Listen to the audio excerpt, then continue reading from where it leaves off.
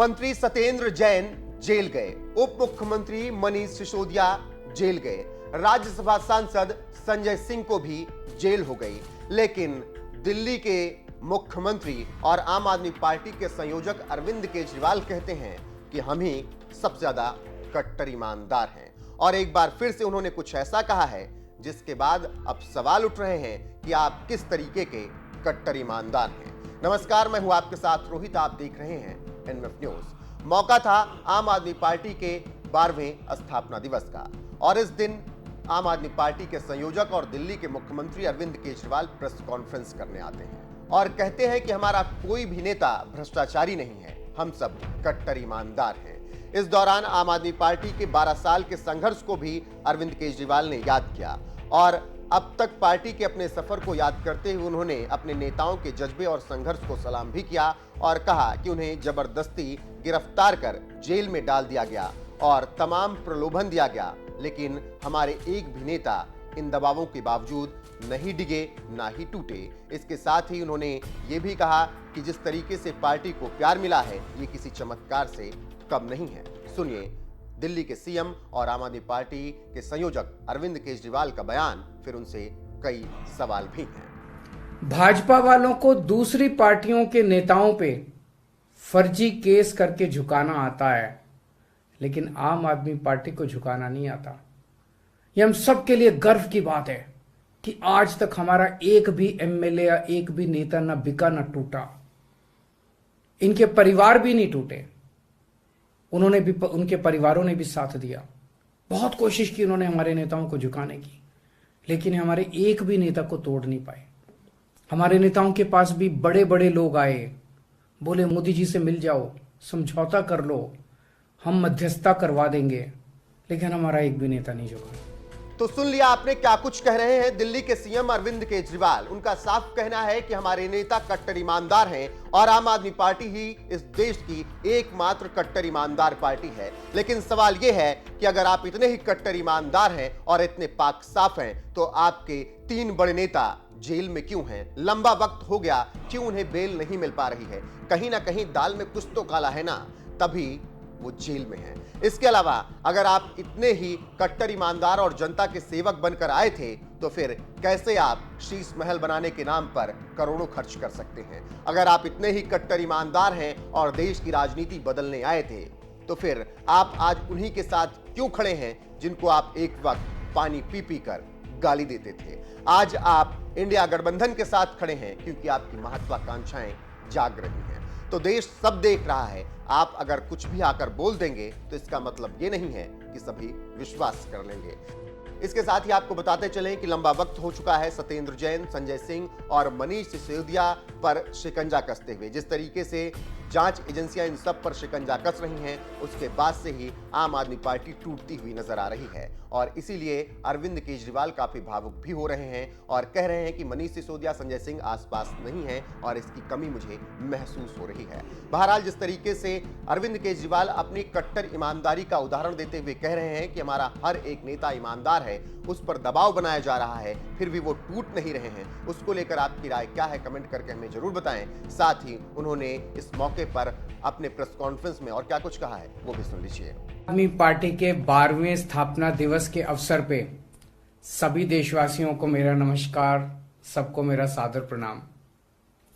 इस पावन अवसर पे पार्टी के सभी साथियों को, कार्यकर्ताओं को, वॉलंटियर्स को और देश के करोड़ों लोगों को जिनके दिल में आम आदमी पार्टी बसती है, आप सभी को मेरी हार्दिक शुभकामनाएं। आज ही के दिन 2012 में आम आदमी पार्टी ने जन्म लिया था।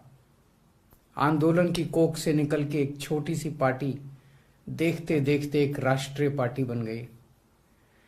भारत के इतिहास में सबसे तेजी से बढ़ने वाली पार्टी बन गई। ये किसी चमत्कार से कम नहीं है। इन 11 सालों में जनता ने हमें बहुत प्यार दिया है।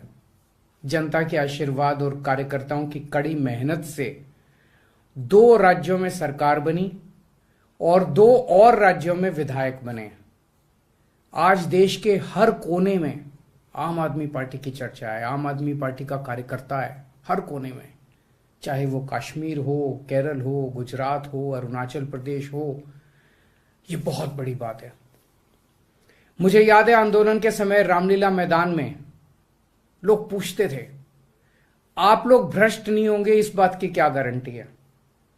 आज मैं आम आदमी पार्टी से जुड़े हर व्यक्ति से कहना चाहूंगा कि पिछले 11 सालों में जितना आम आदमी पार्टी को टारगेट किया गया है, भारत के इतिहास में किसी और राजनीतिक पार्टी को इतना टारगेट नहीं किया गया। पिछले 11 साल में इन्होंने हम पे 250 से ज्यादा फर्जी केस किए हैं। ED, CBI, IT, Delhi police, न जाने कोई एजेंसी नहीं छोड़ी। देश की सभी एजेंसियों को आम आदमी पार्टी के पीछे छोड़ दिया इन्होंने, लेकिन आज तक इन्हें एक भी कोई भी सबूत नहीं मिला, एक पैसे की गल हेरा फेरी नहीं मिली, एक पैसे की रिकवरी नहीं हुई। हमारी ईमानदारी का सबसे बड़ा सर्टिफिकेट यही है। आज मेरा मन थोड़ा भारी है। यह पहला स्थापना दिवस है जब हमारे साथ मनीष सिसोदिया जी नहीं है, सत्येंद्र जैन जी नहीं है, संजय सिंह, विजय नायर हमारे साथ नहीं है। उन लोगों को फर्जी केस में जेल में डाल दिया गया है। भाजपा वालों को दूसरी पार्टियों के नेताओं पे फर्जी केस करके झुकाना आता है, लेकिन आम आदमी पार्टी को झुकाना नहीं आता। यह हम सबके लिए गर्व की बात है कि आज तक हमारा एक भी एमएलए या एक भी नेता ना बिका ना टूटा।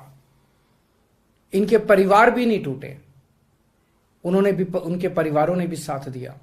बहुत कोशिश की उन्होंने हमारे नेताओं को झुकाने की, लेकिन हमारे एक भी नेता को तोड़ नहीं पाए। हमारे नेताओं के पास भी बड़े बड़े लोग आए, बोले मोदी जी से मिल जाओ, समझौता कर लो, हम मध्यस्थता करवा देंगे, लेकिन हमारा एक भी नेता नहीं झुका। हमें गर्व है हमारे नेताओं पे। आज हम उनके संघर्ष को सलाम करते हैं। हम भगत सिंह के चेले हैं, सच्चाई के रास्ते पे चले हैं। अपने भारत को दुनिया का नंबर 1 देश बनाना है। अपनी मातृभूमि पर एक क्या हजारों जिंदगी कुर्बान है। मर जाएंगे लेकिन समझौता नहीं करेंगे। आज हम आम आदमी पार्टी से जुड़े हर व्यक्ति को बताना चाहते हैं कि इस देश को बचाने के लिए सर्वोच्च बलिदान देने के लिए भी आम आदमी पार्टी का एक एक कार्यकर्ता तैयार है। यही शपथ हमने रामलीला मैदान में 11 साल पहले ली थी। आज भारत का संविधान दिवस है। आज ही के दिन बाबा साहब अंबेडकर जी की अध्यक्षता में बने देश के संविधान को अपनाया गया था। इसी दिन पार्टी की स्थापना होना कोई महज संयोग तो नहीं हो सकता।